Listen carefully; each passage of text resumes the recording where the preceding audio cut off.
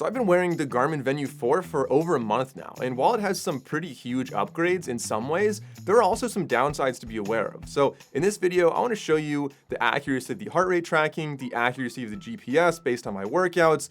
I'll get into the sleep tracking performance, and of course I want to show you some of the best features, biggest frustrations, and hidden nuances after wearing the Garmin Venu 4 for 1 month. Now the Venu is a really interesting watch in Garmin's lineup, and I think you're going to see that throughout this video. There are some things that I just didn't really expect that this would do well, and some things that I didn't expect it would not do well that, like I said, you'll see throughout this video. But let's start off by going like kind of pro-con, things I liked and things I didn't like. I want to start off with some of the incredible features Garmin added to this watch. So in the past, Garmin used to withhold a lot of features from their Venu lineup. I asked them why they did this. They told me they expected the wearer of the Venu to run less than 6 miles a week, which, considering it was like a Garmin watch and it's so expensive, it didn't always make sense to me, like that they would withhold some of the features that are on their cheaper running-oriented watches. But those days are, for the most part, behind us. Garmin added a ton of features on this watch, and that's the first positive. Some of them are not related to running. For example, evening report is a new feature on here. I've always loved the morning report on Garmin. When you wake up, it tells you like the weather and what you've got going on today and what your sleep was. Now they added an evening report as well, a summary of your day, what to expect for tomorrow, and some things like that. I absolutely love having that on my watch. They also added smart wake alarms. I'm kind of surprised they didn't have that before. They added lifestyle logging. I'll talk more about that later. But getting into those features that I mentioned that were previously withheld from Venu devices, but were on like the Forerunners and a lot of other watches from Garmin, they have auto track detection. They've got load ratio. They have heat and altitude acclimation. So if you're running a lot at high elevation or in the heat, it'll tell you like, all right, you're 15 or 35% acclimated, based on the weather and the conditions when you ran. And then it'll basically help you to calibrate yourself. So, all right, you want to be fully acclimated before you push yourself, or fully acclimated before a race, for example. And they also added like training load and some extra things in recovery. They also added Hill Score and Pace Pro and all of those very fitness oriented and kind of race focused metrics that help you to plan for what your race is going to be and like what pace you should aim for, how your training's going. Like you can actually use this watch now to train for races, which in the past, Garmin Venu devices felt like you were gonna maybe casually run a 5K once a year. Now it feels like you can wear this and actually train for a real race, and it's a legitimate watch for doing that. In addition, Garmin added focus modes, which is pretty nice if you're trying to, not have notifications all the time. It's nice that that's on here. And they added more sensor support as well for things like golf clubs. You can actually use this for golf now. That's another one that was awkwardly withheld from older Venu devices. And they added cycling sensors, for example, an extended display and things like that on the watch, which is nice. Like these are all features that Garmin was always kind of very scattered and segmented across their lineup, and it feels like the operating system is kind of being more unified now, and people don't have to decide what feature they definitely want or don't want when they're picking a Garmin device. There are still some features missing. For example, running tolerance, or really a big one is colored maps on here. You don't have the maps that you have on other watches, but I mean, all things considered, the feature set on here is finally a huge step up for the Garmin Venu lineup. Another big positive for me, this is completely shifting gears. This is kind of subjective, but I've seen other people say the same thing. It's the comfort. A lot of Garmin watches are pretty big and pretty chunky.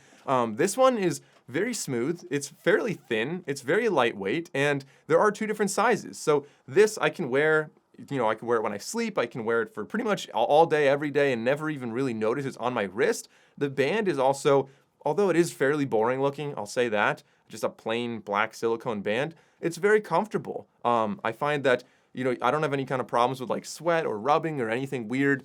It's solid. The comfort on this is 2 thumbs up from me. And while there are a lot more pros and cons I want to get into in a minute, let's not kid ourselves. Most people are buying Garmin devices for working out. So how accurate is this? Well, I do a lot of running and cycling to test the heart rate accuracy, but I also wanted to include weightlifting results in this video. And to do that, I used my Tonal, which is the sponsor of this segment of the video. But before you skip ahead and hear the heart rate results, hear me out. This is legitimately the best piece of exercise equipment I own. So this is the Tonal 2. And I kid you not, after just the first workout, instantly fell in love with it. When not using it, the whole device basically disappears into your wall. Like it's really thin. And when I want to use it, the arms fold out. They have different attachments such as a barbell, handles, rope, even Pilates straps, and they easily attach with a little T-lock mechanism.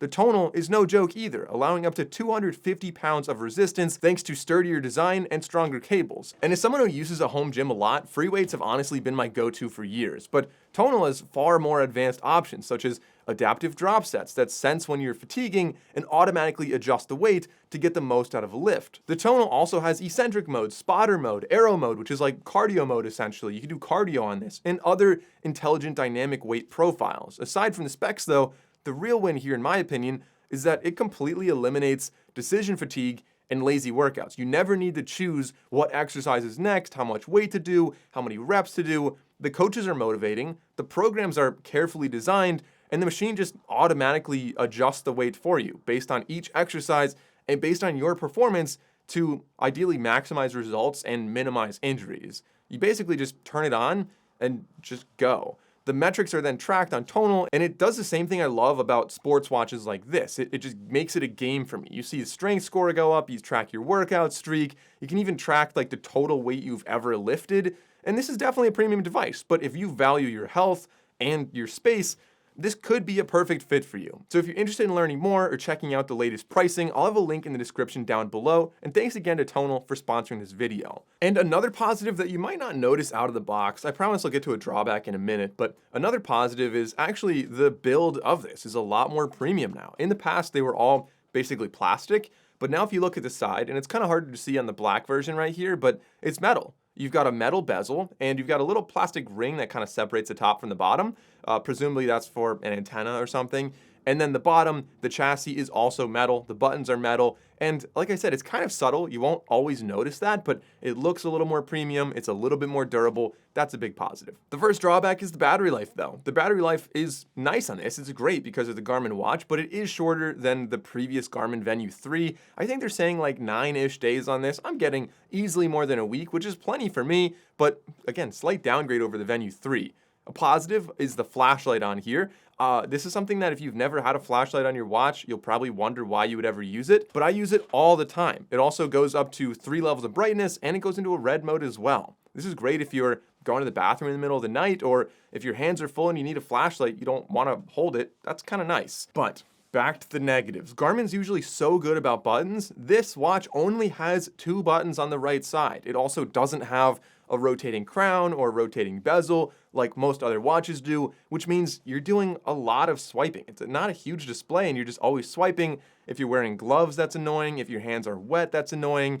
And I mean, the buttons, they don't really let you navigate through the watch that much. There's no like up and down button. It's just kind of one will bring you into your workouts, and I'll show you the interface later, but the buttons are a drawback for me. So here I have a chart where I tested 4 different watches and a Polar H10 heart rate strap. The Polar H10 is our known accurate reference device. And you can see they were all fairly accurate. These are really good devices in the market. But if we look at the R and the R squared value, that's a statistical representation of how similar the two are, and we compare it to the Polar H10, this had a 0.95 R value, which is really good. But if we look at the other watches, which are the Apple Watch SE, the Pixel Watch 4, and the Whoop MG, those are all scoring slightly better than the Garmin Venu 4 in this workout. And if we look at where the real discrepancy is, even though this tracked very well on a steady state run, and it actually tracked really well on the way up for some speedy intervals, it weirdly lagged on the way down. So I don't know how this would actually affect your workouts unless you're trying to train based on like your intervals purely for heart rate. Like if you're trying to start running again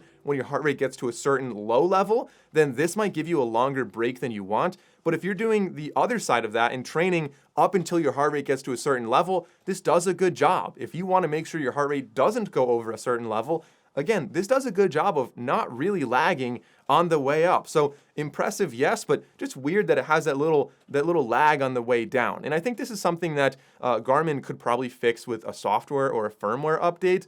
So I'm not pessimistic about this. And I think overall, accuracy of the heart rate was pretty solid. Now, let's get into the GPS. Now, this does have multi-band GPS, which is great. But looking at how this tracked, so just running on a trail by a river, honestly, the only way you're going to be looking at how accurate this is going to be which side of the trail I was on, which is a really good thing. Many GPSs will kind of wander way into the woods or into the river. This thing was pretty much dead on, and if you look at the middle of my run, you can actually see where I switched from one side of the trail to another. And this is not a wide trail. This trail's probably like 12, 15 feet wide. It's not a huge trail. So GPS accuracy, again, was pretty solid on this. And when tracking your heart rate on other workouts, such as lifting, again, any kind of steady state workout like that where you're not doing crazy intervals, it does a pretty solid job. The heart rate tracking was more than good enough, in my opinion, for most people who are training. The real win, of course, is going to be in the software when you're working out and seeing those metrics of how well you're actually doing. But workouts are only one part of being healthy. With the relatively long battery life, I wear this 24/7. I track my sleep, I track my daily well-being with it. So how does it really do on that front? Well, I don't have like a medical stickers on my head to test exactly what my deep sleep is, but comparing it to one of my favorite sleep trackers, the Whoop MG, which again is no medical reference device, but I've worn it a lot and it tends to be quite accurate in sleep tracking. Now, starting off with the sleep scores are different for every single company. It's not like heart rate, which is like a known correct answer, but looking at how these track, the good thing is they track in the same directions. A bad night on Whoop is a bad night on Garmin. A good night on Whoop is a good night on Garmin. So that's a really big positive. Garmin does tend to be a little bit lower for the most part. So for me, at least, it tends to be a little harsher on my sleep scores. That could be a negative if you're somebody who has a big influence on your day based on how well your watch says you slept. But again, it's nice that it kind of is a little bit more harsh to push you to get better sleep. As far as deep sleep goes, and actually REM, I could just tie them both in right here. The Garmin consistently measured those lower. And again, this could kind of just be how it's measuring. So maybe the transition into REM sleep, it doesn't categorize as REM until a little later. Same thing with deep sleep. I'm not sure exactly why they're different, but it is very consistently lower on deep sleep and REM on the Garmin watch, which again, maybe could contribute to the lower sleep scores. But regardless, sleep tracking anecdotally seemed to be decent enough where I felt good, it said I had good sleep. I felt tired, it said I didn't have good sleep. The Garmin Venu 4 also has an ECG, which I don't really particularly ever use, but it also has body battery as well. And this is a big positive for Garmin that, again, most other watches try to copy, but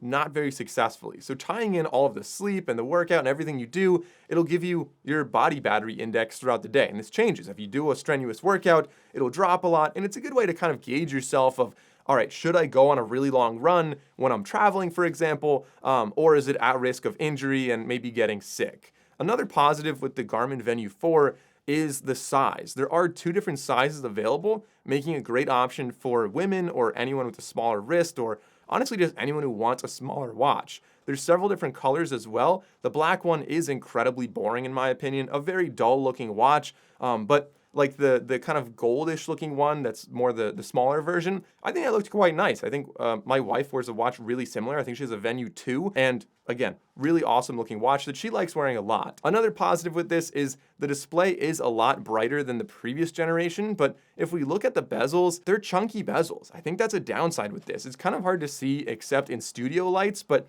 you have fat bezels all the way around this entire watch.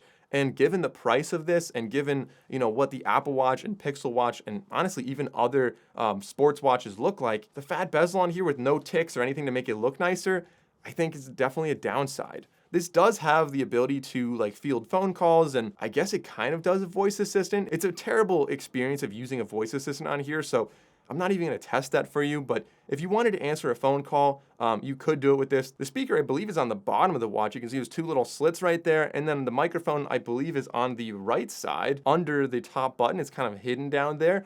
So again, it could maybe get some interference with your wrist depending on where you wear it, but for the most part, I've been able to field phone calls with this, and it works pretty well. Unfortunately, this does not have LTE available. That's a big downside, and although this is supposed to be Garmin's smartwatch, it's not really that smart. It's a great sports watch and you can still use it with a voice assistant, phone calls and stuff that you can't do on the other watches. But I mean, notifications, sure, they show up and they show the icon and what it is, but you don't have a huge selection of how to interact. You don't have a lot of apps on here. This is not going to be in the same ballpark as Galaxy watches, Pixel watches, Apple watches. You're not downloading those apps for this watch. Instead, you can kind of customize what it's like within Garmin's watch ecosystem here. But again, you're not going to be getting those extra apps on here. So, I mean, if you're not that interested in health and fitness, instead care a lot more about replying to your messages on your wrist using a voice assistant, this is not the watch for you. And realistically, talking about lifestyle logging, it's cool that the feature does exist. Whoop has like a journal feature that I've been using for a while. It's just not for me. It's something that it's great if you want to know how does caffeine affect your sleep when you drink it in the morning, for example. It's going to ask you questions every day like, did you drink caffeine today? And you could say yes or no. And you can choose which lifestyle activities you're tracking, and it'll prompt you to answer those every day. For me, I just find it kind of a nuisance, so I disable it. I don't use that feature, but it's cool that it does exist. I'm happy to see that you're able to track those lifestyle kind of events in your health that otherwise a watch wouldn't know you're naturally doing. Now let's take a look at the interface on here. I find that it's fast enough. So if we swipe down from the top, you'll get your notifications. As I said, pretty good color, pretty good display here. I can tap in on any one of them and read the entire thing. And on the right side, if I swipe over, I could dismiss, I could reply, I could block the app, or I could go to phone assistant. And if you go to phone assistant, it's going to let you do some longer replies here. That's kind of the smartest way it works as a smartwatch. If you swipe up from the bottom, you get what Garmin calls glances, and you can customize these to show, whatever you want, your body battery, your sleep, and things like that. Swiping from the right side gives you can also press the top right button. That'll do the same thing. It'll give you like all of your workouts across the top, so your 3 favorites, and the 4 dots there will bring you into all of the rest of the workouts. And if you swipe down, you can customize like the watch face. You can go to phone and go to contacts, and I think you can make a call like this. But again, kind of a clunky way to make a phone call. You can also see your older workouts. You can go to voice command stuff on the watch, which is different than voice command on your phone. So that's going to be like, hey, Garmin, start a workout kind of stuff. You've got voice notes and calculator and some basic apps. You can go to the Garmin IQ store on the bottom to get other apps. But like I said, it's pretty limited. Swiping from the left on the watch face does absolutely nothing. This also does have Garmin Pay, which is nice. And the buttons on the right, you can customize them, so pressing and holding and things like that. Oh, and the last main drawback of this watch, it has to be the price. This is an expensive watch. It's $549. And I know Garmin watches are expensive, and when you're looking at more expensive Garmin watches, this one has a lot of the features that the more premium ones offer, but at a lower price. On that side, it's a positive, but for $550, like, you can basically get any Apple Watch you want, any Wear OS watch you want, excluding like the most ultra versions. And honestly, you can even get some cheaper Forerunners that certainly get the job done. But I still do like this watch, especially for people who like working out but aren't trying to do any huge races. Maybe you're doing a half marathon, maybe you're just a casual runner and you want a watch that you don't have to charge every night. This does look pretty nice, especially the smaller, like the women's one, or just the different colors. They can look pretty good. It tracks pretty well, and it has a much longer battery life, like I said, than an Apple Watch or a Google Watch. So let me know what you think about the Garmin Venu 4, and I'll see you guys in the next video.